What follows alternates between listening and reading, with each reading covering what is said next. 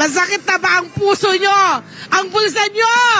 Sa mga bilihin ngayon, nagtaas na ba? Aba, kailangan natin malaman yan. Nandito ho tayo ngayon sa Talipapa, sa isang Talipapa sa Barangay Talon 1, yung sa Las Piñas City, para magtanong kung ang kanilang mga bilihin dito ngayon ay nagbago na ba ng presyo? Kaya pa ba ng budget? Ha? Para sa pagkain ng isang pamilya. Ilan kaya sila sa isang pamilya? May, diba? Magmamatter din yun. Kaya ito, unahin na natin. Ang pinaka iniiwasan na natin tayo kasi mas mahal to. Mas mahal ka dito eh. Pero, aba, bagong katay, mura. Mura sa 160 pesos. Pero itong ang magkakatalo tayo dyan. Kuya, habang nagtatatag siya ng manok, magkano ang inyong kada kilo ngayon? 160 po ma'am, ang manok. Pero kung halimbawa ang kukunin ko ay puro mga pakpak, 200 po. Tumataas. Okay, tumataas ang presyo. Yung pa, alam mo actually ang mangmura dyan, pa-uptime. Magkano yung panay? O, iwanan muna kita dyan para ano mo na suki mo, baka hindi pa makapagluto ng tinola yan. 120 lang. Gusto ko yung kinakamay mo yan. 120. Opo, 120 Ay, po. mas maraming bumibili yan. Opo. No, yung ating mga kababayan na hindi kaya. Pero kung kayo ay magbibigay ng payo sa ating mga namimili, ano ang pinakamagandang bilhin? Buo o yung mga choice cuts? Pwede pong choice cut din. Pwede din po buo sila bumili. Kasi mas Paras na naman po ang presyo nila. Oo, 160. 200 yung isa eh. Hindi pareho yun. Okay, dito tayo sa baboy. Halika, samahan mo muna ako. Pangalan mo, ate? Angie po. Ate Angelica rito, Ate Angie. Okay. Ate Angie, dito tayo sa baboy. Mag-umpisa tayo sa kasim, yung mga laman-laman. Magkano yung laman natin? Sa kasim sa amin po ay 320 po. Ano yan? Nagmura, nagmahal? Nagtaas po talaga kasi dati. Kano ang itinaas? 40 pesos po kasi dati 280 lang po yan eh. 40 pesos. Opo. Siyempre yung liempo, medyo kakabahan ka na. 360 po. 360 po sa amin, opo. Okay, pork chop, magkano?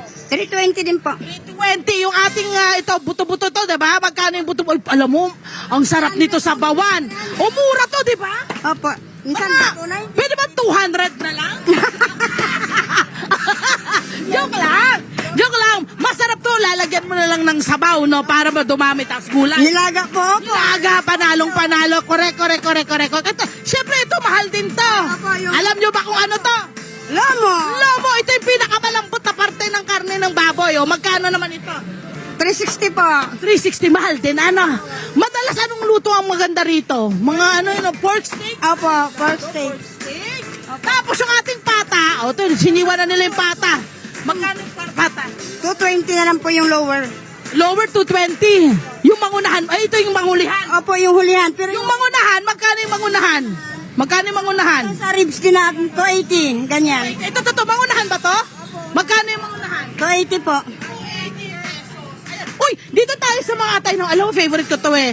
Pag ito inaadobo, magkano yung atay baluna? Benta ko po 180 po. Kilo? Opo. Mura sa'yo ah. Opo, kasi Kasi direkto kayo sa Opo, sa... Saan pa mga supplier nyo ng inyong mga bagong patay? Patayan po sa pote, meron po doon. Opo, kahit... Marami ho tayong supply ngayon. Opo, marami po sa Kaya chicken. medyo hindi nagmamahal. Opo, sa chicken. Ano ang iyong mapapayo sa ating mga nanay ngayon or tatay, mga lolo-lola na hirap sa budget? Pag gusto nila ng karne. Siyempre, bumili lang sila ng tama sa kanilang budget. Bumili sila ng kahit isang pitso, pwede lagyan nila ng sabaw para may sabaw na po sila. Yun na yun. Ulam, kahit sabaw. Pwede Correct. No. Kahit sabaw na lang, pwede ng ulam. Sabaw na lang. Papamisa. Ay, ito si ate namimilti. Delikate. Pwede mo malaman ano ba yung pinili mo, te? Atay balunan Ano po. gagawin niyo sa atay baluna? Sasahog ko po sa chop suey. Ay! Lakong! May budget. Kasi may chapsung eh. Hindi po ako budgeted din. Makonti-konti lang. Yeah. Kumusta ang pagbabudget niyo po ngayon? Okay lang naman. Hindi pwedeng sumobra sa budget. Kailangan budgeted lahat. Mabibili mo rin naman pero dapat iba-budget mo talaga. Kailangan yan, pawaisan ano? Yes. Maraming salamat ate. Ito na tayo sa gulay. Ito na pala yung gulay. Dito tayo sa gulay. Magtatanong tayo dito sa mga nagugulay. Ate, good morning. Pangalan mo te. Rosie po, Pacquiao. Ate Rosie, umpisa na. Pacquiao!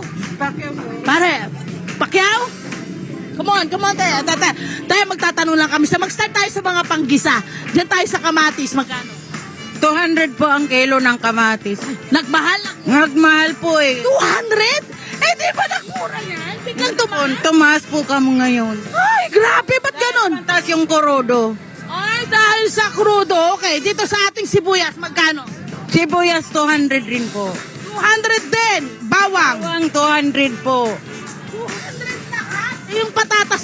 Patatas 150. Dito sa ating bin. 80 dyan. Yung ating Yo, 180. 180 dito. Sayote. Sayo. 20 po. Ba't ang mahal? Ba't parang ang mahal itong ating mga ganito? Magkano? Mura lang po yan, 60. 200 po. What? Bakit ang mahal? Yung ating mga Mansi, 200 din. per kilo. Pork. Pero pag ganito, magkano mo binili? 20 po. 20 pesos. Okay. Yung ating talong, magkano kilo? Talong 60 ang kilo. Murang talong. So magtalong ka na lang. Huwag ka na lang maglagay po ng sibuyas. Kung ako sa inyo, ano gagawin sa talong? Ihawin nyo na lang. Yung talong kasi minsan wala. Minsan hindi yung dumarating. Opo. Naman tayo ng ilaw. Ayan, naman tayo ng ilaw. Okay, magkano po yung ating pechay? Pechay, 60 lang po ang kilo. Mas mura ngayon yan. So anong may papayo mo sa mga gustong bumili ng gulay ngayon? Ay, kung ako makatipid naman lang sa mga gulay, pechay, talong, So kung anong mura, yun na lang. yun na lang po ang bibilihin. Alin yung mura, yun. Kumusta ang mga bumibili ngayon? Marami o konti lang po? Minsan kasi, Ngayon na nagkaroon po ng crisis tayo sa krudo. Kumusta ang mga namimili sa'yo? konti lang po sila namimili. Medyo mahal. Ayun no, naku, maraming salamat tayo. Dito tayo. Eto, nandito rin, nagkalat din dito yung kanilang mga isda. So, nandito naman po yung mga isda. Meron ho tayo. Yung mga kasama natin sa trabaho, hindi na lang nang maglakad ng maayos. Eto na tayo, ate. Good morning, te. Good morning. Pangalan mo, te? Marlina po. Ate Merlina. Kumusta umaga mo? Okay lang po. Ano, marami na bang namili? Meron na po. Meron na. Anong mga tinda mo ngayong isda? Umpisa tayo dito sa anong Bangus po. Magkano bangus mo? 250. Okay, tilapia. 150. 150. Saan galing ang mga isda mo rito? Sa coastal po. Sa coastal. Saan nanggagaling ang mga... Okay po. Paranaque. Saan nanggagaling ang mga isda ninyo? Batangas. Batangas. Saan? Meron bang Bulacan? Tagupan. Tagupan, meron. O magkano yung galunggong per tumpok? 100 po. 100 lang. Aba, lalaki yun ha. Masarap yan. Lalaki yan no? Lalaki. Oo, masarap yan. Yan ang isa sa pinakamasarap na na klase ng galunggong. Yung ating pusit na ano yung pusit? Yan ba yung pusit? Ano, tabi nga tayo. Yan po yung pusit kalawang? Yes. Magkano yung pusit kalawang? Halika dito, te. Dito tayo, pusit kalawang. Mura to. Mura to sa pagkakalam ko. Magkano? 200. 200 ang kilo. 250. 250. Pero ang tumpok, 100. nagwa 100 kayo. Yung ating ito, masarap din alimasag. Naku, masarap gataan yan. Tapos may kalabasa, may sitaw. Nasaan yung kanin? Magkano? 100. Pag kinilo, Tumpok. magkano? 200. 200. Siyempre yung babaeng galunggong, ganun din. Ay, mas mura to. Okay. Nay, napansin nyo ba yung pagdami o pagkonte ng inyong mga kliyente mula nang nagmahal po yung krudo? Yes po. Ano, kumonti o dumami? Minsan po, di magparihas. Ay, hindi pare-pareho. Kumusta ang dating ng mga isda pala sa mga bulungan at sa mga konsignasyon? Marami bang dumarating? Minsan, konti lang dumarating. Lang din. Tapos nagmura ba ang kuha ninyo sa inyong mga isda? Mahal po. Mahal? Bakit nagmahal daw? Dahil sa krudo. So, apektado lahat. Ano? Yes. Ay, pati kayo, apektado kayo, di ba? Ayan na nga ba yung sinasabi natin. Ate, maraming salamat. Ang galing dito, no? Tumpok-tumpok. Bakit tumpok-tumpok yung mas type yung gawin? Mabili yung tumpok-tumpok. Parang hindi kinakabahan ng mga tao, no? Pag tumpok-tumpok. Ayan! Fit sila sa tumpok-tumpok. Totoo. Tsaka marami na to, ha? Good for ano na to. Ilan bang piraso yan? Lahat? Mga 2, 4, 6, 7, 8, 9, 12? Oh, 12 katao, pwede na yan, tig-iisa lang. Di ba pwede? Kung minsan sa pagsusurvive, nakakalungkot, pero yun ho ang katotohanan. Ang bulag, ay malupit na katotohanan, ay ganun talaga. Minsan naghahati pa.